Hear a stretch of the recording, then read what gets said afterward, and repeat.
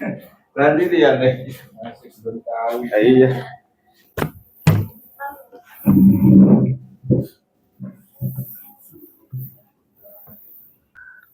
Assalamualaikum warahmatullahi wabarakatuh. Bapak Ibu yang saya hormati, hari ini kita akan coba menerapkan teori-teori yang kemarin kita jelaskan tentang pembaharuan hukum. Itu paling tidak ada beberapa alasan filosofis, alasan yuridis, alasan teoritis, alasan sosiologis, dan alasan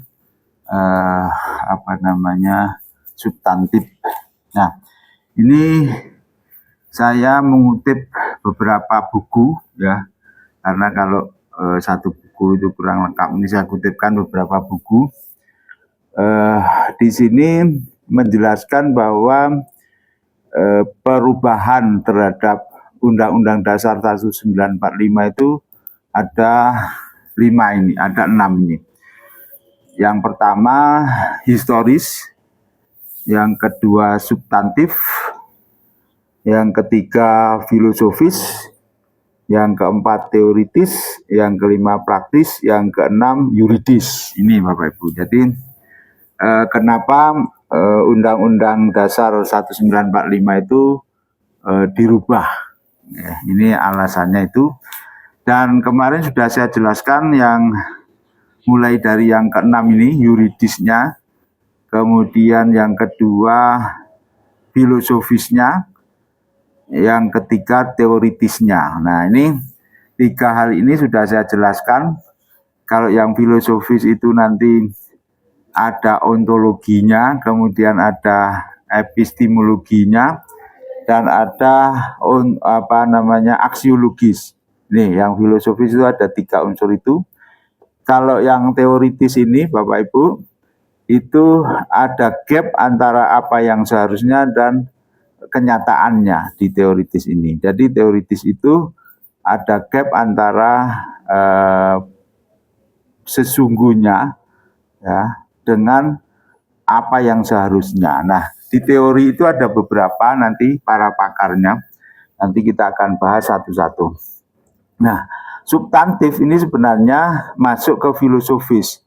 Karena filosofis itu ciri yang pertama adalah radikalisme, radikal ya. Radikal itu artinya mengakar, berarti kalau kita berpikir radikal itu pasti ketemu substansinya. Nah, ini itu ya Bapak Ibu. Oke, kita akan urut satu-satu dari alasan yang pertama Bapak Ibu. Alasan yang pertama yaitu alasan historis. Nah, ini perubahan Undang-Undang Dasar 1945 ini oleh Pak Presiden Soekarno, Presiden Republik Indonesia yang pertama, itu memang sudah dikatakan bahwa Undang-Undang Dasar 1945 ini memang sifatnya sementara. Itu Pak Insinyur Soekarno sendiri yang mengatakan, Bapak Ibu. Jadi waktu itu negara Republik Indonesia ini dalam posisi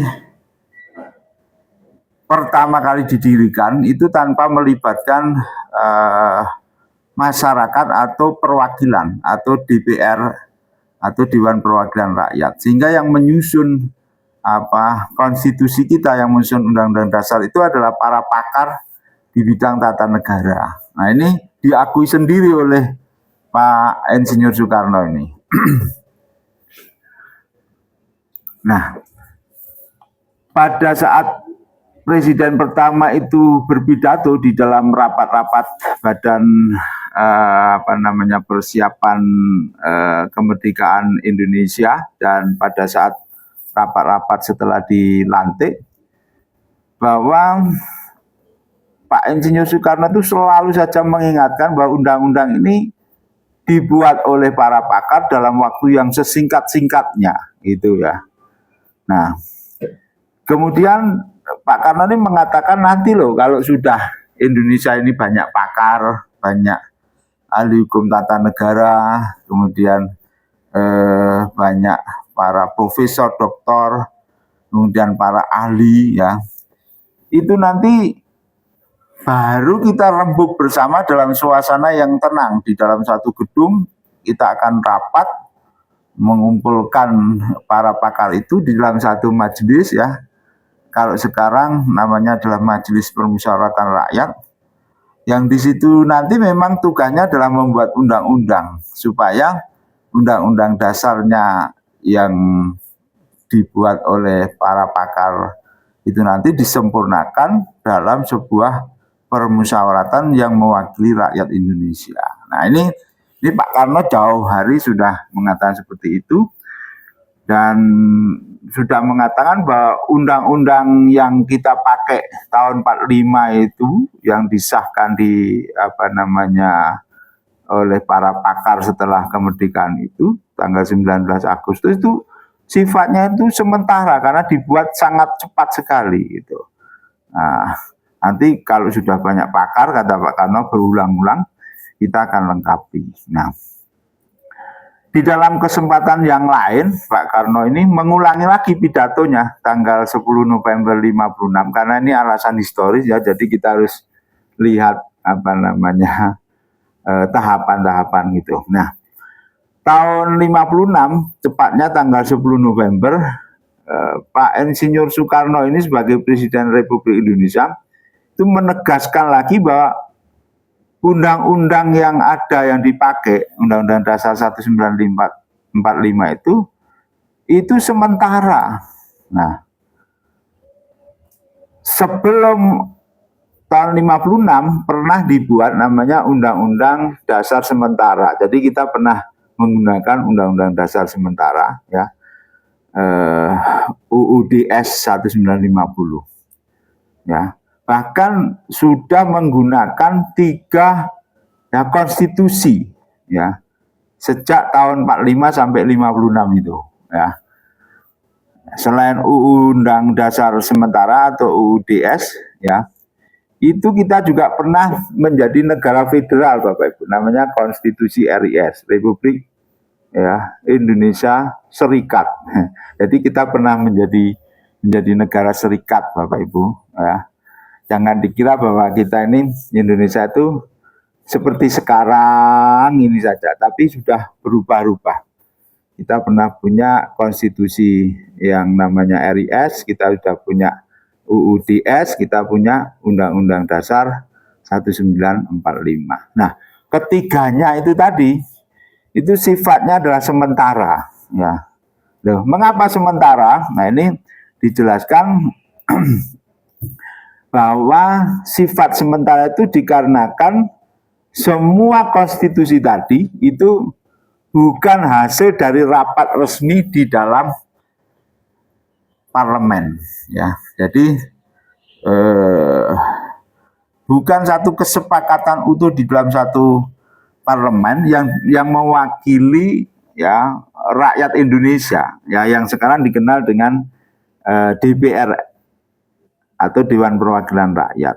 Yang DPR itu dipilih langsung oleh rakyat dalam sebuah pemilihan umum. Nah, Bapak Ibu, kita mengadakan pemilihan umum itu tahun 1955. Nah, hasilnya itu diharapkan akan membuat satu konstitusi atau membuat satu undang-undang dasar yang itu undang-undang dasarnya itu hasil dari pemikiran seluruh rakyat tadi ya tahun 55. Nah, karena sekali lagi bahwa konstitusi UUDS Undang-Undang Dasar Republik Indonesia Serikat dan Undang-Undang Dasar 1945 itu perintah dari penguasa kepada para sarjana yang ahli di bidang konstitusi itu untuk membuatkan konstitusi. Nah, apakah itu salah Bapak Ibu? Nah, itu kalau kita lihat apanya yang salah, maka dasain dan dasolen tadi. Jadi kalau kita mau merubah undang-undang itu dasainnya begini, dasolennya begini. Kenyataannya begini, tapi teorinya seperti ini. Semua negara hukum yang demokratis itu menghendaki syarat mutlak sebuah konstitusi itu dibuat oleh tangan rakyat sendiri. Tangan rakyat itu artinya mereka yang duduk di legislatif. Ya. Jadi ini apa namanya teorinya seperti ini. Nanti kalau sudah menulis makalah, teorinya ini bisa dimasukkan. Jadi teorinya itu mengatakan bahwa semua negara hukum di dunia ini yang demokratis itu syarat mutlak sebuah konstitusi itu harus dibuat oleh tangan rakyat. Nah, Indonesia UUD-S-nya UUD 1945 dan RIS-nya tadi itu dibuat ya oleh para pakar atas perintah penguasa. Itulah yang menyebabkan salah, menyalahi sebuah teori, gitu ya. Oke. Nah, ini Pak Saldi Isra ini. Pak Saldi Isra itu dosen ya di Universitas Sumatera Utara sana ya, dan hakim Mahkamah Konstitusi ya. Dia mengatakan di disertasinya itu pergeseran legislasi namanya, judulnya bukunya itu, tebal kayak gini. Nah, dia mengatakan bahwa secara hukum pandangan Soekarno terhadap sifat kesementaraan tersebut itu dijadikan bagian dari bagian normatif Undang-Undang Dasar yang itu ada tercantum di dalam ayat 2 aturan tambahan yang menyatakan nih. Jadi ini dicantumkan di dalam Undang-Undang Dasar 1945, Bapak Ibu. Ya. Bahwa dalam 6 bulan sesudah Majelis Permusyawaratan Rakyat dibentuk, majelis itu bersidang untuk menetapkan undang-undang. Nah, ini ada di dalam ayat 2 aturan tambahan di dalam Undang-Undang Dasar 1945. Jadi setelah 6 bulan ya Majelis Musyawaratan Rakyat itu gabungan dari ya DPR dan DPD kalau sekarang. Tapi pada waktu itu ya DPR RI itu gabungannya dengan fraksi ya atau utusan daerah ya waktu itu ya. Nah, ini di dalam aturan peralihan itu sudah dikatakan bahwa 6 bulan sesudah MPR itu dibentuk itu nanti harus bersidang dan menetapkan undang-undang. Ya, ini apa namanya landasan yang ada di dalam UUD 1945 yang tertulis di dalam ayat 2 aturan tambahan. Ini menurut Pak Saldi Isra. Nah, kalau dilacak kata Pak Saldi, kalau dilacak sejarah ketatanegaraan Indonesia itu ya upaya membuat konstitusi itu baru setelah pemilihan umum 1955 ya. 1955 itu kita pemilu secara langsung umum bebas rahasia ya, dan itu dikatakan sebagai pemilu yang paling demokratis sepanjang sejarah Republik Indonesia, yang sama dengan tahun 99 ketika kita mengikuti itu. Jadi di tahun 99 itu partainya juga hampir 40 lebih ya, di 55 itu juga 40 lebih. Nah, tetapi Bapak Ibu, meskipun MPR sudah terbentuk di pemilu 55, namun ya, upaya untuk membentuk konstitusi itu deadlock Bapak Ibu, karena masing-masing partai itu saling saling bertengkar sendiri ya. Sehingga Pak Insinyur Soekarno waktu itu ya mengeluarkan dekret untuk membubarkan konstitusi ya hasil pemilu 55 ya. Kemudian memberlakukan kembali 1945. Ya, ini memang sejarah yang menurut saya ini sejarah ya, dan ini rasanya pahit memang, tetapi ini terjadi bahwa konstituante atau MPR yang dibentuk hasil pemilu ternyata tidak bisa menghasilkan sebuah konstitusi baru yang menggantikan Undang-Undang Dasar 1945 yang dibuat oleh pakar konstitusi tadi. Nah, ini menjadikan Undang-Undang Dasar 1945 diberlakukan kembali dengan adanya Dekret Presiden 59. Nah, akhirnya Pak Soekarno ini jatuh ya digantikan oleh rezim baru kekuasaan Pak Presiden Soeharto, ya. Dan setelah itu dikuncilah bahwa kita tidak lagi bisa merubah Undang-Undang Dasar 1945 yang sifatnya sementara tadi sampai tahun 98. Nah ini ya, pada para pendiri itu di dalam konstitusi yang sangat singkat dibuat itu sudah mengatakan bahwa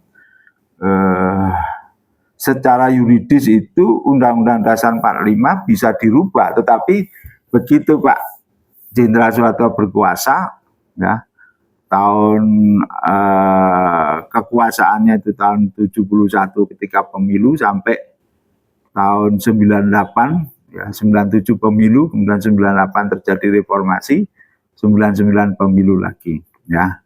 Nah, itu tidak ada perubahan selama itu, ya, Bapak itu. Dari sini ada pertanyaan, sambil saya minum.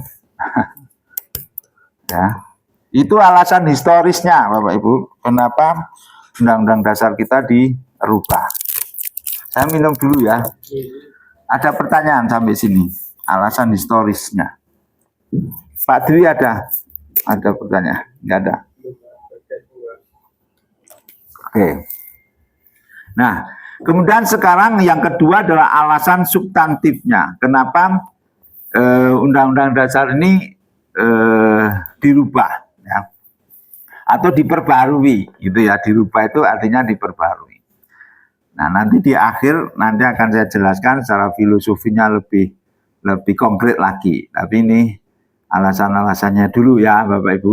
Kalau nggak ada pertanyaan saya lanjut. Alasan substantif, apa maksudnya alasan substantif di sini, Bapak Ibu? Bahwa kalau kita merujuk kepada kelompok kerja pembaharuan hukum nasional, ya, jadi dulu ada namanya KKLH, namanya adalah kelompok kerja reformasi hukum, ya, dan perundang-undangan ini dibentuk oleh B.J. Habibie, ya, sebelum ada perubahan. Nah, menurut alasan substantif ini ada 5 kelemahan yang ada di dalam Undang-Undang Dasar yang karena tadi kan dibuat tergesa-gesa, dibuat secara singkat, dibuat oleh para pakar, ya, sifatnya sementara, 4 ya. Nah, kemudian setelah diteliti oleh para ahli, itu ternyata ya di dalam Undang-Undang Dasar 1945 itu ada alasan substantif kenapa harus diperbaharui undang-undang ini, ya. Ini yang pertama di dalam Undang-Undang Dasar 1945 kita ini yang sebelum dirubah itu struktur ketatanegaraannya itu ya sangat menguatkan eksekutif, ya. Jadi eksekutif itu bisa dia memegang kekuasaan yang sangat kuat dan dia bisa mengatur segalanya. Itu yang pertama dalam struktur kenegaraan. Yang kedua, tidak ada balances, ya, checks and balances antara kekuasaan legislatif, eksekutif, dan yudikatif. Jadi apalagi rakyat, ya, di situ nggak ada balancesnya, sehingga ini tidak sempurna. Konstitusi yang seperti ini tidak sempurna. Di dalam konstitusi itu harus mengatur sistem check and balances yang jelas. Nah, di undang-undang kita yang singkat tadi nggak ada, yaitu substansi yang kedua. Kemudian substansi yang ketiga itu banyak sekali kata-kata yang ada di dalam Undang-Undang Dasar 1945 itu seperti yang saya jelaskan kemarin, vacuum of norm. Jadi ketidakjelasan di dalam kata-kata di situ. Nanti di slide yang selanjutnya akan saya tunjukkan ini loh yang nggak jelas, ini yang nggak jelas, ya, vacuum of norm. Nah, ini yang ketiga alasannya. Yang keempat, itu terlalu banyak delegasi kepada undang-undang. Jadi sedikit-sedikit nanti akan diatur di dalam undang-undang, sedikit-sedikit akan diatur di dalam undang-undang. Itu kelemahan menurut para pakar tata negara yang secara substantif ini tidak boleh di dalam konstitusi. Nah, 4 ini ya. Nah, semua ini tadi itu harus harus dibenahi ya. Karena kalau tidak dibenahi ini negara ini tidak akan maju-maju gitu. Pakarnya mengatakan seperti itu. Nah, jika diletakkan dalam teori konstitusi sebagian masalah penting itu seharusnya diatur dengan materi hukum dasar, bukan mendelegasikan menjadi substansi undang-undang. Maksudnya tadi yang substansi keempat kan terlalu banyak mendelegasikan ke undang-undang. Nah ini harus diatur lagi ya, jangan sampai seperti itu. Nah ini ada seorang pakar ya, pakar yang tata negara itu mengatakan bahwa konstitusi itu merupakan seperangkat norma. Dia ini tujuannya mengatur fungsi kekuasaan. Tugasnya lembaga ini seperti ini, lembaga ini, kemudian hubungannya seperti ini ya. Nah, tetapi di dalam konstitusi kita itu tidak seperti yang diinginkan oleh kedua pemikir ini ya. Ya, jadi karena memberikan delegasi lebih banyak pada undang-undang ya,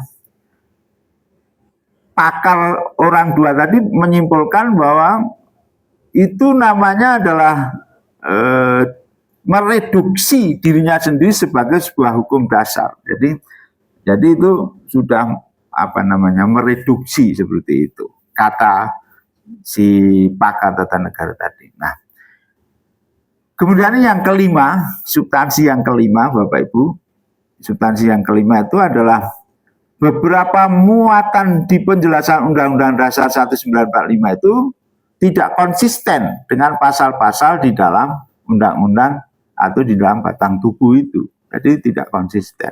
Nah, kemudian substansi yang keenam nih, yang kemarin teorinya adalah vacuum of norm, ya, atau reh vakum. Reh itu hukum, vakum itu kosong. Ya, kalau saya kemarin teori saya namanya vacuum of norm, kekosongan hukum. Jadi di dalam undang-undang kita ini, di dalam undang-undang dasar atau konstitusi kita ini Pak Diri, itu masih ditemukan ya banyak, tidak hanya satu, tetapi banyak yang mestinya itu diatur di dalam konstitusi, tetapi masih kita temukan banyak yang belum diatur di dalam Undang-Undang Dasar 1945. Apa saja itu? Itu nanti akan kita bahas ya. Oke. Ini kelemahan substansi tadi ya, ada 6 tadi ya. Kemudian Pak Mahfud, rektor kita tahun 2003 ya di sini. Pak Rektor ini dan pernah menjadi Menhan ya, Menteri Pertahanan ya. Mengumumkan bahwa paling tidak terdapat 4 kelemahan yang sangat mendasar di Undang-Undang Dasar 45 itu kata Pak Mahfud. Ya, ini yang pertama hampir sama dengan yang tadi, yang temuan substansi tadi, bahwa di dalam Undang-Undang Dasar kita ini yang 1945 sebelum di amandemen, nanti setelah di amandemen nulisnya jangan Undang-Undang Dasar 1945 ya Bapak Ibu. Nulisnya nanti adalah Undang-Undang Dasar Negara Republik Indonesia tahun 1945. Kalau menyingkat UUD NRI tahun 1945 ya. Kalau memakai UUD 1945 berarti undang-undang atau konstitusi yang masih banyak kelemahan-kelemahannya tadi ya. Nah, kalau tadi ada 6 substansi, kalau Pak Mahfud menemukan 4 ya. Tidak ada mekanisme check and balances ya, antara kekuasaan eksekutif dengan legislatif dan yudikatif ya. Tidak ada saling kontrol yang kuat. Yang menang adalah eksekutif HIV tadi ya. Nah, kalau Pak Mahfud tidak mengatakan eksekutif HIV di sini ya.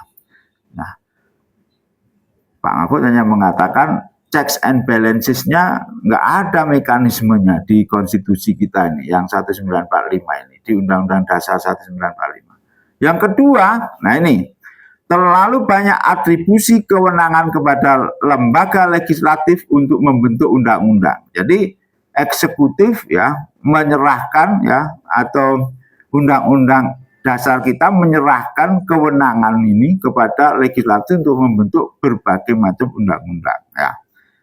Nah, kemudian yang ketiga yang belum ada, yang tadi kan value of norm. Value of norm itu berarti ya, value itu artinya ya tidak lengkap. Ya. Kemudian yang kedua tadi vakum. Nah, yang ini pasal-pasal yang ada di dalam undang-undang itu adalah multitafsir. Ya. Tafsirnya itu tidak hanya satu, sehingga penguasa itu menjadi bingung karena pasal-pasalnya itu multitafsir di sini ya. Itu. Nah, kemudian terlalu percaya kepada semangat penyelenggara negara ini yang executive heavy tadi, kalau yang di teori yang sebelumnya. Nah, kalau seperti itu kemudian akibatnya apa? Nah, ini Pak Mahfud mengatakan, kalau 4 hal ini ada di dalam Undang-Undang Dasar 45, maka yang terjadi, nah ini, ya, ada otoriter di dalam negara kita. Dan ini terjadi tahun 65 ketika terjadi gestok itu, gerakan September itu ya. Kemudian tahun 71 ada pemilu, tahun 77 ya, 77 ada lagi. Kemudian tahun 82, kemudian tahun 89 ya. Pak Dwi ikut pemilu tahun piro? 2012 baru ikut. Saya kelahiran 66, 71 itu masih kecil, tapi saya masih ingat di depan rumah itu jalan besar ya. Itu ada beberapa partai yang lewat di situ. Kemudian tahun 77 saya sudah mengikuti di berbagai lapangan ya. Kalau kampanye saya melihat itu. Kemudian tahun 82 itu saya SMA sudah mencoblos 82. Sudah keliling kemana-mana, partainya hanya 3 waktu itu, Golkar, kemudian P3 sama PDI. 3 ini ya. 77 juga 3. Wah, tokohnya kalau P3 Umay Rama tahun 77. Nah, 82, kemudian 89 saya sudah kuliah. Ya, waktu itu ada tokoh namanya Sri Bintang Pamungkas. Ada tokoh lagi namanya Megawati. Wah, 89. Kemudian setelah 89 tahun 2004 ya. 2004 saya sudah menjadi Bawaslu, Badan Pengawas Pemilu. Ya, sudah jadi jurnalis kemana-mana, sudah meliput berbagai pemilu ya. Terus 2009 saya menjadi komisionaris KPU, jadi ikut menentukan merancang pemilu. Terus 2014, 2014 terus 2019, 2024 yang terakhir ya. Berapa kali kita pemilu, banyak sekali. Nah, sebelum reformasi, sebelum 99 ya, reformasi itu kan 98, 99 dari reformasi. 97 ini terakhir pemerintahan otoriter. Nah, ini karena sejak tahun 71 sampai 97 itu memang undang-undang dasarnya, konstitusinya memang membuka keran yang besar eksekutif itu untuk menjadi otoriter ini ya. Gitu. Ya. Otoriter itu apa? Otoriter itu penguasanya tunggal, dia bisa menentukan apa saja. Dan itu Bapak Ibu yang hidup di era sebelum reformasi ini mengalami ya. Misalnya radio itu hanya satu, namanya Radio Republik Indonesia, satu ya. TV itu hanya satu Pak, namanya TVRI. Jadi semua berita itu sumbernya dari TVRI itu. Ya. Kemudian tahun berapa itu muncul namanya TPI, Mbak Tutut muncul. Tapi prinsipnya sama ya. Prinsipnya sama, itu dari penguasa satu itu ya. Nah, semua berita TVRI maupun RRI itu yang membuat satu Departemen Penerangan. Jadi semuanya disatukan, ya. Semuanya dari kekuasaan yang satu, itu namanya otoriter, ya. Mahasiswa itu nggak boleh macam-macam. Mahasiswa itu namanya adalah normalisasi kegiatan kampus, NKK, ya. NKK itu saudara-saudara nggak bisa membuat kegiatan apapun sebelum minta izin kepada penguasa. Nah sekarang siapapun boleh melakukan kegiatan, ya. Nggak usah izin seperti dulu, ya. Artinya sekarang pemberitahuan sudah cukup. Nah, mubalek itu nggak sembarangan bisa ngomong. Sebelum khotbah itu bukunya dibaca. Oh, ini otoriter. Nah ini semuanya ini memperlemah negara waktu itu, karena itu menurut Pak Mahfud ini harus dirubah ini seperti ini, itu ya. Nah, kemudian ini tokoh yang kedua namanya adalah Profesor Bagir Manan. Profesor Bagir Manan ini ketua Mahkamah Agung waktu tahun 90-an nih. Nih, kalau Pak Mahfud kan ketua Mahkamah Konstitusi, ini Prof Bagir Manan ketua Mahkamah Agung. Itu mengatakan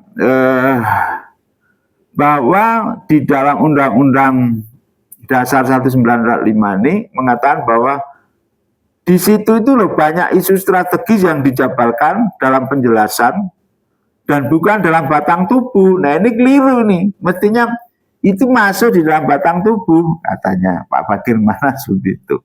Nah, kemudian Pak Buyung nih mengatakan kelemahannya, ya, bahwa di dalam Undang-Undang Dasar 1945 Pak Buyung Nasution itu advokat terkenal gitu ya, dia yang mendirikan Lembaga Bantuan Hukum LBH, Yayasan Lembaga Bantuan Hukum Indonesia di Jalan Diponegoro itu. Nah, kelemahan umum Undang-Undang Dasar 1945 ini karena ada celah sehingga memudahkan pemimpin itu ya tadi menjadi otoriter, dia mengatur dirinya sendiri dengan seenaknya gitu ya. Tuh. Itu alasan yang kedua, ya, alasan yang kedua. Jadi itu. Nah, ini alasan yang ketiga. Ini filosofis, Bapak Ibu. Yang alasan kedua tadi ada pertanyaan. Nanti setelah habis kita pulang ya.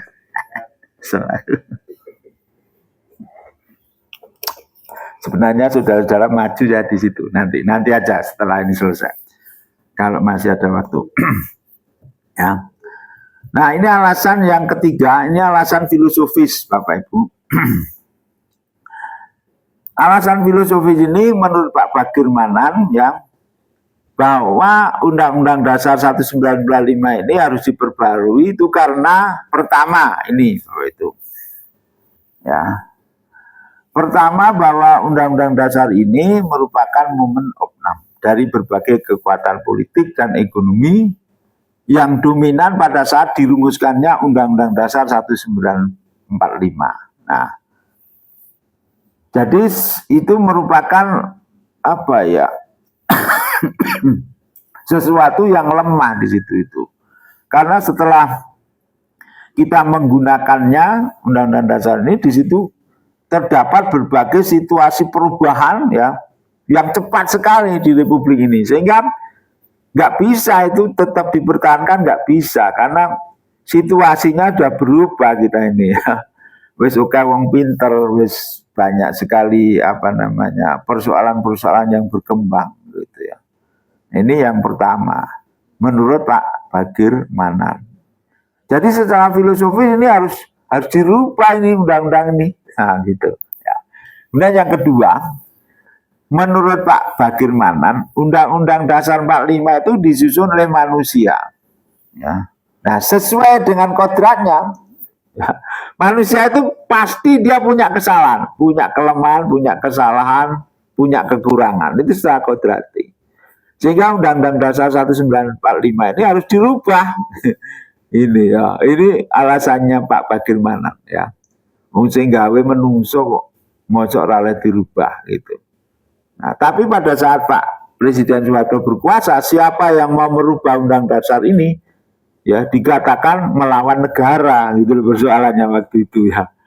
Nah, tetapi dengan model-model ilmiah seperti ini maka itu bisa diterima ya.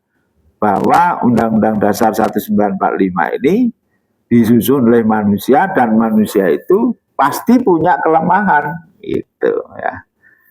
Ini yang kedua menurut Pak Bagir ya. Yang pertama tadi adanya perubahan ya yang cepat sehingga Undang-Undang Dasar kita harus mengikuti perubahan zaman maksudnya. Yang kedua bahwa Undang-Undang Dasar ini tahun 1945 ini disusun oleh manusia, yang manusia itu pasti punya kelemahan. Nah, sudah separuh Bapak Ibu, tenang aja ya. Sudah separuh. Kemudian sebagai hasil dari manusia menurut Pak Bagir pasti dia punya kelemahan. Karena itu ya Undang-Undang Dasar tadi mesti memiliki kelemahan dan kekurangan. Nah itu apa namanya prediksinya Pak Bagir itu pasti benar yang membuat orang punya kelemahan. Nah hasil buatannya itu juga pasti ada kelemahannya gitu. Nah ini menurut Pak Saldisro ya. Menurut Pak Saldisro yang mengutip Profesor Mukti ya, ini mengatakan bahwa selain alasan Pak Bagir Manat yang 3 tadi ya, Pak Isro ini kemudian menambahkan bahwa dari sudut filsafat kenegaraan, prinsip kedaulatan yang dinilai konstitusi yang dihasilkan para pendiri negara ini berpotensi saling menegasikan ya itu apa Pak Saldisro ini mengatakan menambahkan ini bahwa pasti akan terjadi saling menegasikan, saling membenarkan ya. Nah ini setidaknya menurut Pak Saldisro ya di dalam Undang-Undang Dasar 45 itu ada 3 kedaulatan. Kedaulatan itu kekuasaan ya. Jadi ada kedaulatan rakyat, ada kedaulatan hukum, ada kedaulatan negara. Nah, ketiganya ini tidak bisa disatukan ya. Ya. Kedaulatan rakyat, kedaulatan hukum, kedaulatan negara ini ya. Ini harus saling melengkapi ya. Tetapi di sisi lain ya, kedaulatan negara ini menjadi tidak sejalan dengan kedaulatan rakyat atau kedaulatan hukum karena dalam pelaksanaan pemerintah kedaulatan negara ini dengan mudah dapat menjelma menjadi sistem otoriter tadi. Disebabkan karena apa? Disebabkan negara dijelmakan oleh individu-individu yang menjalankan pemerintahan. Ini Pak Saldi ya. Oke.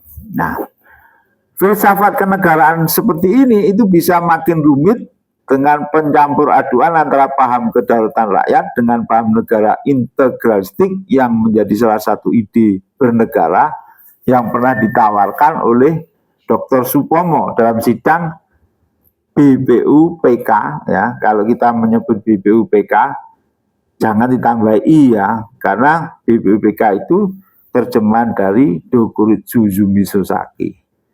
Dokuritsu itu badan, Zumi Sosaki itu persiapan usaha kemerdekaan. Jadi yang benar dalam sidang BPUPK ya, Bapak Ibu. Kalau di SMA dulu pasti Bapak guru kita menambahi BPUPKI, Badan Pendidik Usaha Kemerdekaan Indonesia. Yang benar adalah Dokuritsu Zumi Sosaki, artinya Badan Persiapan Usaha Kemerdekaan. Ya, tidak ada Indonesianya. Nah, ini. Ya. Kemudian alasan yang keempat yang kemarin belum kita jelaskan itu adalah alasan teoritis ya, Bapak Ibu, bahwa di dalam penyelenggaraan negara ya ini teorinya ya sering terjadi konstitusi itu kehilangan kemampuan ya menampung dinamika perkembangan yang terjadi. Ini persis seperti yang diungkapkan tadi oleh Pak Bagir Manan tadi ya, bahwa kecepatan perubahan sosial itu lebih cepat daripada yang tertulis di dalam hukum. Nah, ini kalau Bapak Ibu nanti mengikuti hukum dan perubahan sosial itu akan digambarkan bagaimana hukum kita ini selalu tertinggal. Ya, misalnya kemarin saya lihat motor kecil yang dikerukupi kerodong kayak mobil, itu masuk mobil apa motor ya? Ya, saya nggak tahu itu hukum nanti kayak apa, misalnya seperti itu.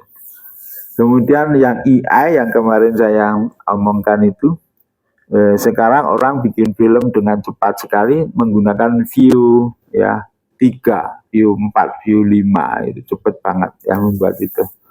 Itu hukumnya kayak apa? Ini perubahan cepat sekali gitu ya. Ya. Kemudian sekolah online. Bapak Ibu nggak usah datang ke sini sebenarnya kalau sekolah online itu di rumah. Tapi di kelasnya ini ada kelas cerdas. Jadi di sini ada beberapa peralatan gitu.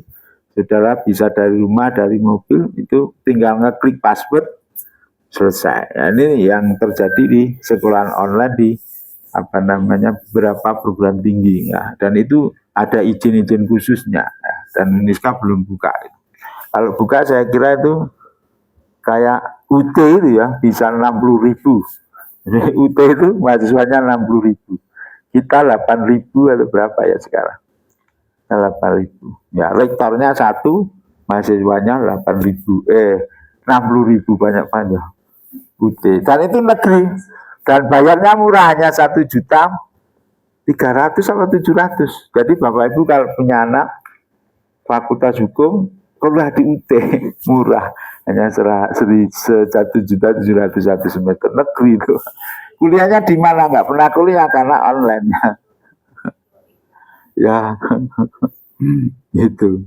Nah ya nah jadi perkembangan ini selalu cepat banget. Nah biasanya Bapak Ibu guna mengatasi situasi perkembangan ini maka konstitusi harus disesuaikan dengan perkembangan tadi supaya dalam praktek ketatanegaraan tidak ketinggalan. Kayak begini saja itu namanya teori, Pak. Bahwa perkembangan realitas itu lebih cepat daripada pertimbangan daripada apa yang tertulis dalam hukum itu sebuah teori seperti itu. Nah, ya. Tuh.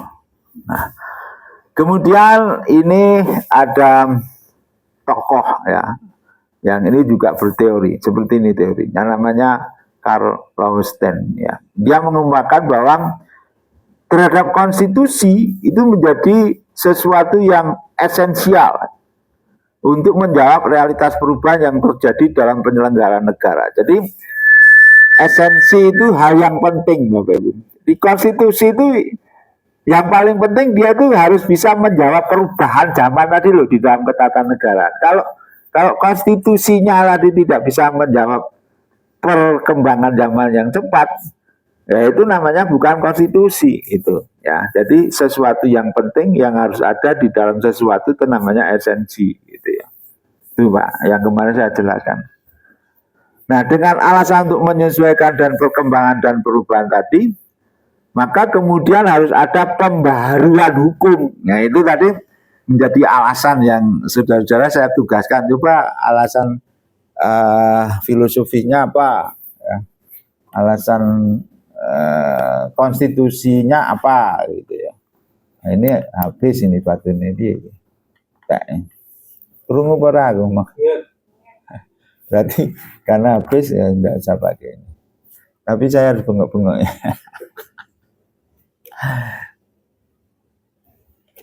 Ya, jadi teorinya itu bahwa substansi atau esensi atau hal yang penting di dalam konstitusi itu harus mampu menjawab perubahan dari ketatanegaraan.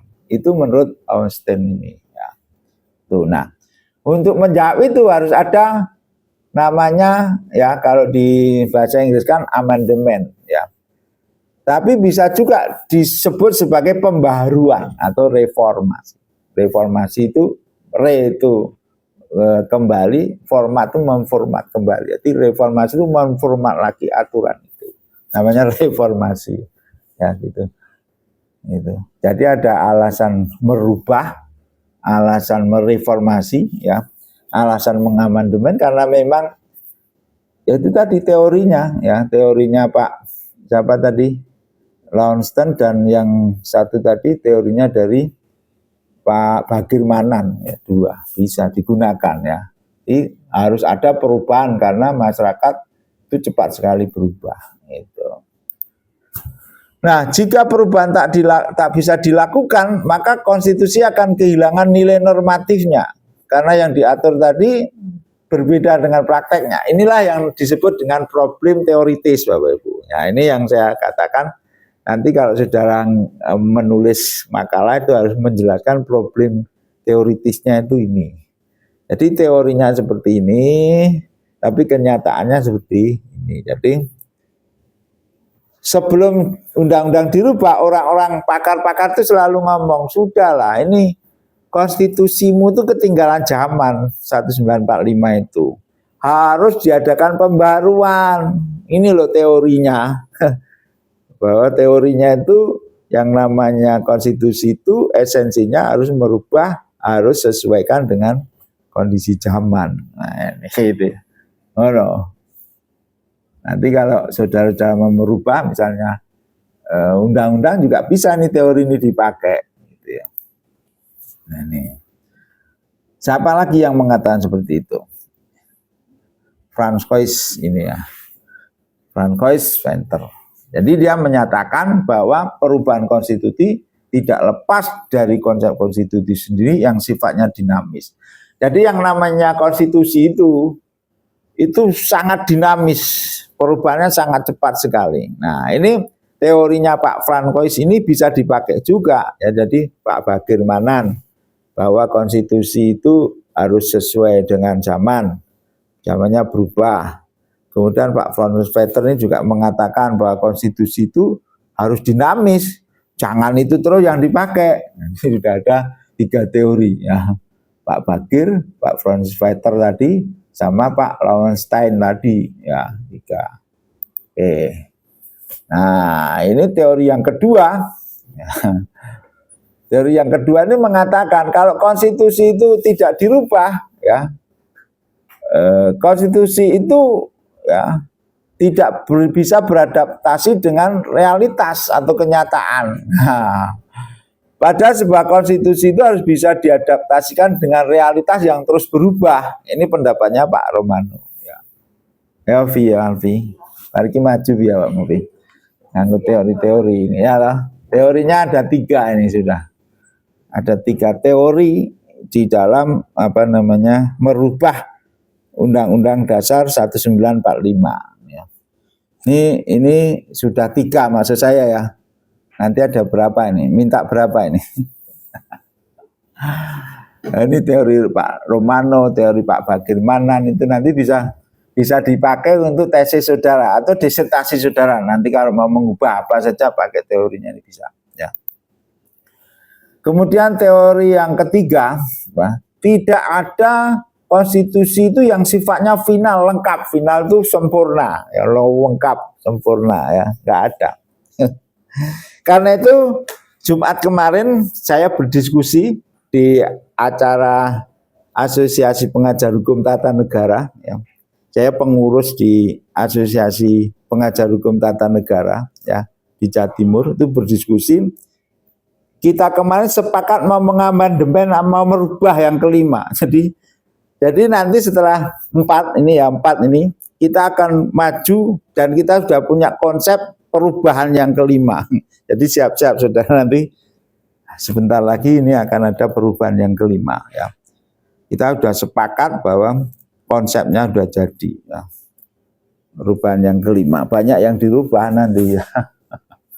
Termasuk DPD nanti itu dirubah juga. Nah, ini perubahan yang teori yang ketiga ya. Ini mengatakan bahwa tidak ada loh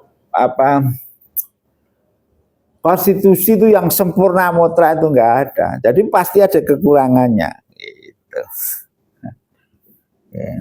Nah, kemudian pendapat yang mengatakan bahwa konstitusi itu tadi tidak bersifat final itu didukung oleh Thomas Jefferson yang mengatakan bahwa hukum dan konstitusi harus berjalan seiring dengan kemajuan pikiran manusia.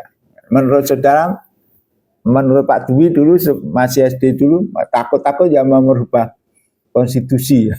Tapi ternyata sekarang ternyata ada teori-teorinya ya. Dan itu semuanya membenarkan bahwa konstitusi itu memang ya harus mengikuti rejone zaman, perubahan zaman. Jadi saudara-saudara jangan menjadi objek dari perubahan, tapi kalau bisa saudara juga bisa menjadi orang yang merubahnya itu dengan pemikiran saudara yang mendalam, yang filosofis, sehingga saudara punya ide-ide mestinya seperti ini gitu ya. Sekarang kan menjadi objek ya kita ya. Oke, jadi menurut Pak Thomas Jefferson ini ya, hukum dan institusi tadi harus berjalan dengan kemajuan pikiran manusia. Jadi pikiran manusia itu kan semakin lama semakin maju, dan temuan-temuan baru seperti tadi saya katakan itu juga berkembang pesat, kemudian pendapat, kemudian sikap, kemudian lembaga-lembaga itu perubahannya juga sangat cepat banget, cepat sekali ya. Kalau di radio misalnya, kalau Alfi itu jadi penyiar radio, dulu belum ada AI itu ngomong aja. Karena ada AI, jika diklik ini semalam dia udah ngomong sendiri, sehingga penyiar itu sekarang nggak ada lagi, sudah tersingkir ya. Ngono ki terus piye? Bayarannya sing pek sapa? Sing ngepek direkture. Ya. Jadi perubahan sangat cepat banget. Nanti kuliah seperti ini juga nggak ada, saya kira ya. Ketinggalan nanti. Nah, Bapak Ibu, berdasar pendapat tersebut secara teoritis, maka perubahan konstitusi merupakan suatu kebutuhan praktek ketatanegaraan yang mengiringi perkembangan yang terjadi di tengah masyarakat ya. Sehingga saudara-saudara, perubahan undang-undang dasar ini adalah penting, dan ini karena menjadi landasan bagi ketatanegaraan, maka semua undang-undang tadi, undang-undang dasar tadi ya, tidak boleh ya stagnan ya. Dia harus selalu mengikuti dan dia harus selalu dirubah. Nah, karena itu tadi saya katakan 2025 ini APATN seluruh Asosiasi Pengajar Tata Negara sepakat untuk mengamandemen yang kelima, karena yang keempat kemarin masih ada yang sekarang dipakai ini yang keempat, yang nulisnya Undang-Undang Dasar Negara Republik Indonesia tahun 1945 ya.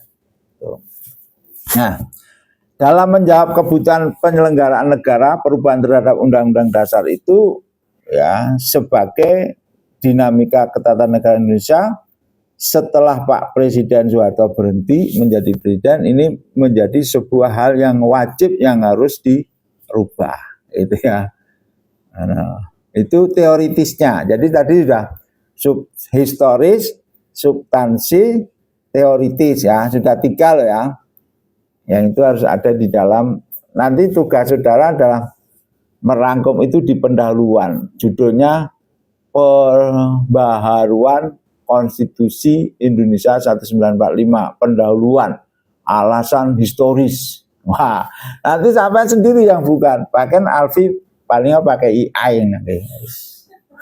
Terus nggak apa-apa pakai AI, nanti yang penting bagus ya. Alasan historis, kemudian yang kedua alasan substansi, yang ketiga alasan teoritis. Wah, nanti pakai AI satu salah di ini. Gak apa gitu-gituan ya. Ya, apa yang gawe loh gue. Gitu-gituan. Jadi itu digarap yang sesungguhnya. Gue gitu-gituan nanti AI nanti kan akan lenyap juga ya. Kalau zaman saya dulu kan pakai mesin ketik itu, buka buku. Wah, secara esensi menurut bagaimana? Bocornya tipek sih, ini biar saya tak simpen sampai saya skripsiku. Skripsiku hasilnya pakai mesin ketik, lucu. Sebagai simpen. Ya saya bukukan, judulnya Konsep Negara menurut Leopold West. Saya S1-nya meneliti tentang konsep negara menurut Leopold West. Leopold West itu orang Israel ya, Yahudi, yang dia masuk Islam kemudian di Mekah, dia 8 tahun di sana bersama Pak Raja Ibnu Saud, 8 tahun dia kemudian menulis Al-Quran namanya The Message of the Quran. Besar. Di Indonesia hanya ada 2 The Message of the Quran. Yang satu dibawa Pak Profesor Syafi'i Ma'arif. Profesor Syafi'i Ma'arif ini adalah dosen Universitas Negeri Jogja, profesor, ahli tata negara, ketua Muhammadiyah. Dia punya The Message of the Quran. Sekarang saya lihat di perpustakaan tuh berjilid-jilid sampai wah panjang. Terakhir saya lihat di pameran buku yang buku-buku Islamnya apa, Vi? Penerbitnya Bandung ya apa Mas Dwi? Yang si A itu loh. Nggak lupa saya. Itu panjang segini. Nah, saya meneliti Pak Leopold West tadi, yang Al-Qur'annya saya pinjam ke Pak Syafiq Ma'arif di Jogja sana, tak bocor gitu. Itu konsep negara menurut Leopold West ya. Itu ya. Nah, saudara nanti gitu tugasnya. Tadi kan sudah saya jelaskan. Oh ini wah IAIN nanti ya. Tapi judulnya harus pembaruan ya Konstitusi Negara Republik Indonesia tahun 1945. Oh, pendahuluan alasan diperbarui karena tadi ada vacuum of norm, terus ada lagi apa? Vacuum of norm ya, multi tafsir menurut iki. Karena ini konstitusinya yang membuat orang, maka banyak kelemahan. Wah, ya lagi mata harus diperbarui ngono ya. Lebokne air apa tapi nek tok ketik dhewe ya apik. Oh jenenge sekolah ya latihan ya. Nah nanti setelah itu latihannya sudah lulus, baru saudara membuat sendiri. Aku tak mau pikir tenanan nih yang Indonesia yang perlu diperbarui apa ya. Ngono. Nah itulah nanti jadi tesis atau disertasi gitu ya. Kalau udah mikir sendiri, kuat. Tapi isinya sama sebenarnya ya, substansinya ya teoritis, ada problem teoritisnya, ada problem filosofisnya gitu loh, sama. Nah, cuma temanya dan judulnya aja berbeda kalau bikin disertasi gitu ya. Nah ini saya ulang-ulang, saya ceritakan ini pas kebetulan yang saya ceritakannya adalah perubahan atau pembaharan Undang-Undang Dasar 1945 gitu loh. Nanti dirubah 1945-nya itu menjadi misalnya tafsir residivis di dalam Undang-Undang SPPA. Bisa sudah. Jadi Undang-Undang SPPA ya, yang nomor berapa sih Undang-Undang SPPA itu? Lupa ya. Lupa. Nomor piro? Undang-Undang SPPA. Sistem peradilan pidana anak itu loh. Nomor piro? Saya membuat itu kalau nggak salah. Nomor piro? SPPA. Ini reinterpretasi konsep residivis anak dalam tindak pidana berulang dengan ancaman di bawah 7 tahun. Ini saya buat tanggal 15 besok saya saya presentasikan di hadapan para profesor nih di UNER ya tanggal 15 email apa? Seminar nasional dan Kongres Asosiasi Pengajar Hukum Kriminologi Indonesia Asperhupiki ya. Jadi saya ikut di mana-mana nih ya. Asperhupiki itu juga ikut karena pidana ya. Jadi kriminal. Nah, ini juga saya ceritakan itu kenapa harus interpretasi konsep residivis anak ini. Kenapa harus diinterpretasi? Harus diinterpretasi, harus ditafsirkan ulang. Ya. Idenya bahwa anak yang diancam di bawah 7 tahun, ya itu ya kalau dia dianggap residivis kan dia setelah 2 kali melakukan ya, itu kan tetap diproses ya, proses biasa. Ojo, idenya gitu deh. Wong hanya di bawah 7 tahun kok, jangan. Biarkan saja tetap diversi gitu loh. Idenya hanya seperti itu ya. Ini Ya, yang KUHP baru memang seperti yang kemarin di tangan kemarin ada teman kita yang Uniska ini gelut, kemudian sampai terluka parah, kemudian dibawa ke rumah sakit, kemudian didiversi, ya, kemudian oleh hakim hanya dipekerjakan untuk membersihkan masjid selama 8 hari, setelah itu keluar. Itu setelah hasil diversi itu. RJ, restoratif justice itu. Restoratif justice itu kan mengembalikan supaya antara korban dan pelaku ini rukun gitu ya. Sehingga kalaupun itu misalnya di penjara gitu ya, itu tidak akan menyebabkan si pelaku ini menjadi jera ya, itu. Dia itu kena pasal pencurian dengan keberatan. Dia itu melakukan pencuriannya sekitar jam 1. Waktu itu kita sudah bawa dia ke polsek, Polres. Belum sampai ke Polres, masih di polsek, kita sudah berupaya untuk melakukan diversi, Pak. Bahkan si korban pun juga sudah bersedia menerima uang ganti rugi, karena barang-barang yang hilang senilai sekitar 100-200. Itu korban sudah, keluarga korban itu sudah mau untuk mengembalikan. Ya. Tapi kalau ditolak sama polsek, kenapa ya? Ya karena ilmunya belum sama. Nanti di KUHP yang baru itu wajib ada. Di KUHP yang baru itu bahkan penegak hukum itu ya mulai dari polisi, ya, jaksa, hakim, advokat itu nanti koridornya diberi. Jadi jelas, iki loh enek kasus pencurian di bawah 10 juta. Hakim tidak akan memutus penjara dia. Polsek juga akan melakukan RJ. Ya karena masih pakai KUHP-nya Belanda. KUHP Belanda itu mencuri 1 rupiah pun ya kalau unsur terpenuhi itu di penjara, vonis. Ya, itu berbeda. Paradigmanya berbeda ya KUHP yang baru dengan yang lama. Sehingga nanti aparat penegak hukum tadi itu harus sekolah lagi, ya, sekolah lagi mempelajari hukum acaranya dan hukum pidana KUHP. Dirubah total itu. Wah, sudahlah. Nanti 2026 setahun lagi dirubah total. Ya.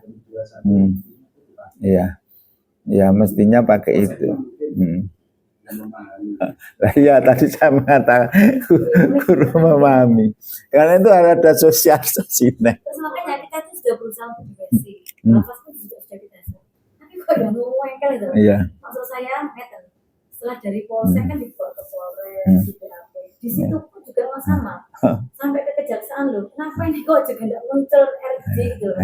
Kok tetap dilanjutkan sampai dilimpahkan ke pengadilan. Sampai kemudian dia diputus dana penjara loh Pak ya. Artinya kan semua hanya masih belum sampai ke sana. Ya memang merubah paradigma penjajahan ke paradigma kemerdekaan itu memang waktunya lama. Dan kita membuat kita undang-undang hukum pidananya aja butuh waktu 79 tahun ya. Sehingga ya alhamdulillah sekarang anotasinya juga sudah ada ya. Sehingga koridornya itu nanti jelas kalau begini, kalau begini. Sehingga nanti pidana penjara itu ada pilihannya pidana denda. Jadi tidak semua di penjara nanti ada denda. Tidak dan tapi atau di situ jadi pilihan. Nanti yang bisa memilih sehingga nanti lebih memanusiakan. Gitu. Ya, iki kok ya rung barbar toh, kok suwi men toh. Saya 48. Oke, sekarang yang alasan kelima. Tadi apa? 6 ya, alasannya sampai 6 ya. 6 betul. Alasan praktis, Bapak Ibu. Alasan praktis jam 8 bareng ngono wis. Alasan praktis.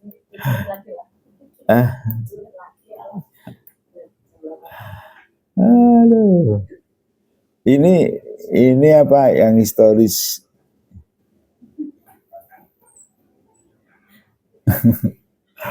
Ini lebih komplit ini. Jadi saya buat dua ini.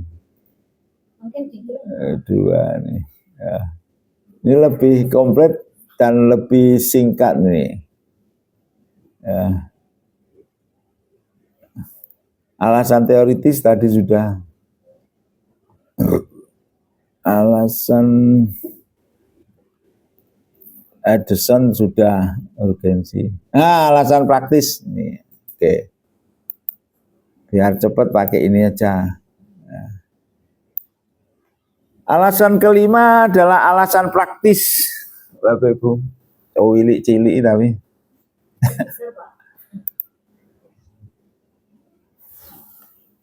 Kita ya. Nah. Alasan praktis. Ya.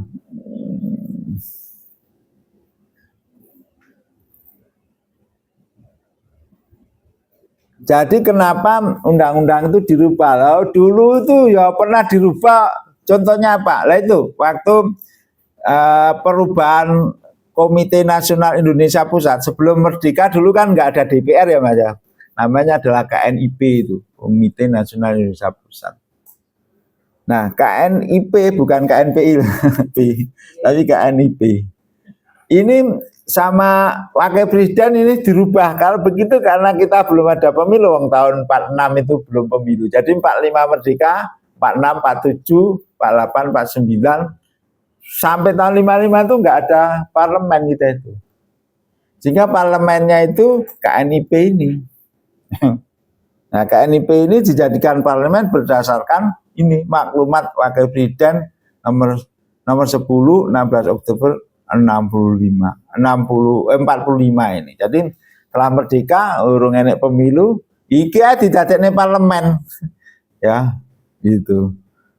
Itu. Nah, karena waktu itu undang-undangnya nggak mengatur tetapi bisa dirubah seperti ini, ya ini dijadikan alasan praktis saja. Dulu lo pernah dipraktekkan merubah undang-undang. Ngapain nggak boleh dirubah undang-undangnya? Karena intinya ya, yang ini ya. Nah, kemudian juga secara realitas kita ini pernah beberapa kali mengubah tanpa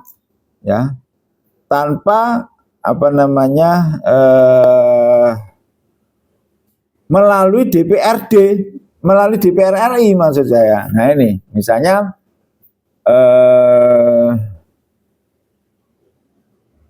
perubahan ini misalnya ya di 18 Agustus ya. Itu undang-undang kita kan dulu pemerintahnya presidensial, ya loh. Kemudian RIS itu kan serikat itu. Siapa sih ngerubah ya loh. Nah, buktinya bisa dirubah gitu ya. Nah.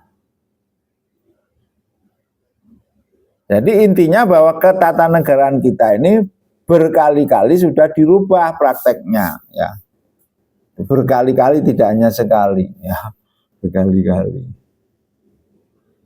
Ya, misalnya ya tanggal 14 November tahun 45 ini ada perubahan sistem pemerintahan dari presidensial menjadi sistem parlementer. Ini hanya melalui maklumat pemerintah, tidak melalui sidang. Uang waktu itu saja bisa dirubah, maksudnya seperti itu. Ngomong Pak Harto selama 30 tahun lebih nggak bisa dirubah, kok nggak mau merubah, gitu loh ya. Nah, ini secara praktisnya. Nah ini Bapak Ibu. Jadi ketika disahkan undang-undang kita ini disahkan kan 18 Agustus 45 ya. Disahkan, kemudian di situ mengalami berbagai perubahan dan perkembangan ya. Antara lain perubahan itu bisa kita lihat misalnya penafsiran lembaga-lembaga negara. Jadi misalnya kalau sekarang kan ada yang terbaru KPU, kemudian apa lagi yang masuk di situ? KY ya. Itu. Nah sebelumnya juga sudah ada perubahan seperti itu.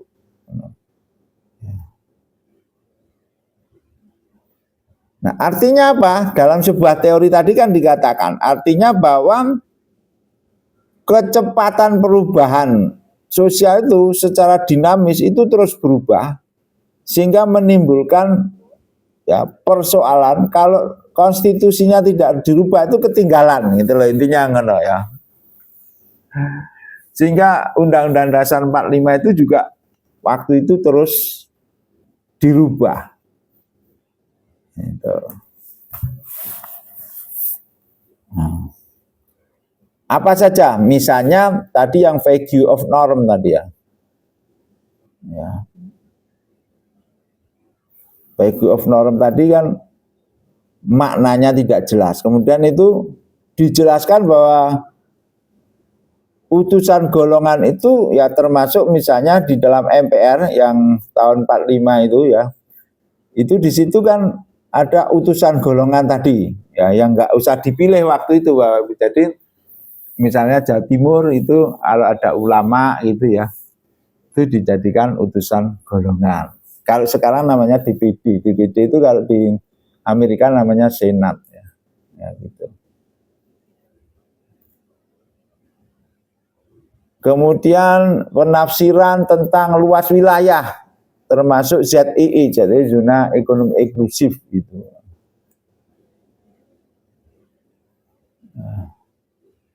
Terus makna-makna di dalam Undang-Undang Dasar 45 itu ya di dalam praktek ketatanegaraan itu selalu dirubah ya. Ya disesuaikan dengan dinamika konstitusi, dinamika masyarakat ya. Sehingga perubahan-perubahan itu dilakukan ya tanpa melalui ya persidangan di DPR waktu itu ya. Nah, ini Pak Harun Al-Rasyid mengatakan seperti ini, bahwa secara empiris Undang-Undang Dasar 45 itu telah mengalami perubahan-perubahan yang sering sekali, meskipun teksnya tidak berubah tetapi di dalam empirisnya itu berubah dalam prakteknya itu, karena tadi perluasan pasal tadi ya yang tidak sesuai dengan kondisi lapangan sehingga maknanya ini harus dirubah. Nah, perubahan praktis yang pertama kita lihat ini Bapak Ibu ya, atau pembaharuan praktis yang pertama ini ya. Ditambahkannya syarat umur 40 tahun dan syarat yang sama untuk wakil presiden. Ini di pasal 6 ayat 1 ya. Ini dirubah menjadi presiden dan wakil presiden ialah orang Indonesia asli yang berumur sekurang-kurangnya 40 tahun. Dengan catatan masih ada syarat lain yang suka dibuktikan secara formal seperti jujur, adil, cakap, berwibawa. Nah, ini multi tafsir semua ya. Teks aslinya kan presiden ialah orang Indonesia asli ya Bapak Ibu. Ya, ini Pak Gibran berapa umurnya? Piro Pi? Pak Gibran.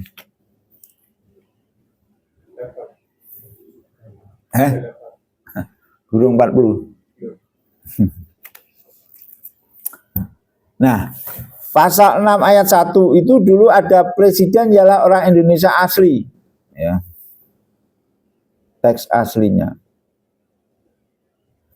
Kemudian dirubah presiden dan wakil presiden ialah orang Indonesia asli yang berumur sekurang-kurangnya 40 tahun. Nah, ini perubahan ini menunjukkan bahwa praktek ketatanegaraan telah menambahkan persyaratan yang tidak tercantum di dalam teks asli Undang-Undang Dasar 45. Meskipun teksnya tidak pernah diubah secara formal. Jadi ini aslinya teksnya presiden Indonesia ialah orang Indonesia asli, tapi di prakteknya oleh Komisi Pemilihan Umum dirubah seperti ini. Nah, supaya apa kok 40 tahun? Kalau dalam orang Islam itu 40 tahun itu usia kenabian. Kanjeng Nabi itu sholatnya setelah umur 40 tahun. Dan sampai yang ngurung 40 tahun berarti rasulah apa-apa Pak. Nakal sih. Ya, kalau Kanjeng Nabi kan diwarnai penyanyi-penyanyi bugil dia nggak terpengaruh. Waktu awal-awal Islam itu kan Mekah itu ya penuh dengan orang yang nuwakal. Kalau membaca puisi gitu tarian bugil keliling Ka'bah waktu itu ya. Terus ada Lata, Uzza, Hubal itu patung-patung yang disembah oleh mereka. Nah, Tapi Kanjeng Nabi kan nggak terpengaruh dengan itu. Nah, kemudian umur 40 tahun disuruh sholat itu loh, Vi. Sholat usia kenabiannya. Nah, karena itu mungkin orang yang membuat ini petang pula, biar dia kalau jadi pemimpin itu menjadi dewasa, kira-kira ngono ya. Apa tuh ya? Nek umur 20-an wis gelut bisa gualak, gak galau lagi, gualak Pi. Afi sekarang usianya berapa? Berapa? 40. Ah wis usia kenabian wis. Wis gak usah reno-reno. Awakmu buat dadi advokat wis ra usah reno-reno. Macam-macam kalau kamu melihat film yang di Netflix itu kan tadi malam saya melihat pengacara yang nawakal. Jadi di Norwegia itu ada perusahaan yang dikelola oleh advokat, itu dia bisa menjadi walinya orang kaya yang dia hidup sendirian. Nah, itu kong kali kongnya antara hakim kemudian sama advokat yang bertugas mencari orang-orang kaya yang perwaliannya masuk ke negara kemudian dikelola oleh wali kalau di Norwegia itu. Nah, itu advokatnya nuwakal gitu. Jadi orang kaya tadi setelah perwaliannya berubah, dia akan punya emas, permata, intan diambil sama advokat yang dipercaya tadi. Oh, ngeri ya. Kalau Netflix itu siapa sing delok Netflix siapa gini? Murah itu, pakai Shopee murah. Bisa 4 orang, 5 orang. Ya malam hiburan saya itu sepanjang malam tuh lihat Netflix itu. Kalau sebelum Netflix itu dulu saya lihat film neng Golden kalau neng gone iki. Saiki nggak pernah ya. Aku seneng film apa? Dengan film itu kita akan otak kita akan kayak diberi vitamin itu loh. Oh, enaknya. Otak kita itu vitaminnya ya membaca, kemudian mendengarkan siraman rohani, kayak kuliah seperti ini otaknya vitaminnya otak ini. Pulang ini kalau ngantuk-ngantuk itu vitaminnya otak. Baca vitamin, nonton film, nonton musik itu vitamin otak semua ya. Jadi waktu saya kuliah di Universitas Gadjah Mada itu kalau besok ujian gitu malamnya gini saya nonton film. Film apa saja pokoknya di Jalan Malioboro itu kan banyak dung-dung film ya nonton. Jadi itu lebih yang buku bekas loak lebih. Ning ngono apa kuwi jenenge? Perapatan Bank Indonesia terus titik nol terus ini ada gedung film tuh di sini. Wis ndelok ning kono. Sesuk pas ujian ki mengalir jawabannya itu. Coba gak enek sekarang ayo repot ditakoki apa iso jawab caca.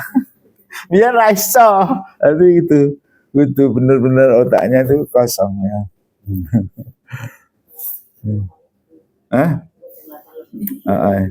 Iya. Ini pasal 2 ayat 3. Putusan Majelis Perumusyawaratan Rakyat ditetapkan dengan suara yang terbanyak. Prakteknya segala putusan MPR ditetapkan secara musyawarah mufakat. Ini contohnya yang pembaruan. Terus pasal 8 pasal 8 teks aslinya jika presiden berhenti atau tidak dapat melakukan kewajiban dalam masa jabatan ia diganti oleh wakil presiden sampai habis waktunya. Prakteknya jika presiden mangkat berhenti tidak dapat melakukan kewajiban maka ia digantikan oleh wakil presiden sampai habis waktunya. Digantikan ya. Ini contohnya. Oke. Perubahan praktis keempat pengisian oke. Akhirnya ya. Pasal 7. Pasal ini alasan yuridis. Alasan yuridis ini bahwa di dalam perubahan Undang-Undang Dasar 45 itu di pasal 37 memang di situ diatur untuk adanya perubahan atau pembaruan. Wis entek. Wis entek iki. Jam 8 entek ya. Tapi sing iki akeh. Wah, jajak ini. Alasan yuridis. Ini saya saya beri tabelnya ya Bapak Ibu, bahwa pembaharuan undang-undang kita ini sebenarnya adalah pembohongan. Saudara-saudara, pembohongan gini artinya. Sebelum perubahan itu kita hanya ada 16 bab, 37 pasal, 49 ayat ya. Tetapi setelah perubahan ini ada 21 bab, 73 pasal, 170 ayat ya. Ini artinya ini sebenarnya adalah diganti, saudara-saudara, bukan di amandemen, tapi ini pergantian undang-undang dasar kita ini sebenarnya ya. Tapi kita kan dikatakan di amandemen gitu ya. Tapi sebenarnya adalah diganti dengan yang baru kita ini ya. Pembaruannya betul-betul undang-undang baru gitu loh maksud saya, dengan alasan-alasan tadi. Ini telah melahirkan konstitusi baru ini ya. Tuh.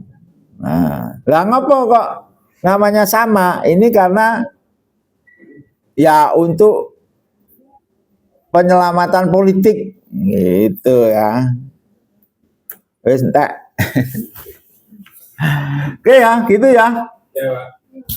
Terima kasih atas perhatian saudara-saudara bahwa dalam pembaruan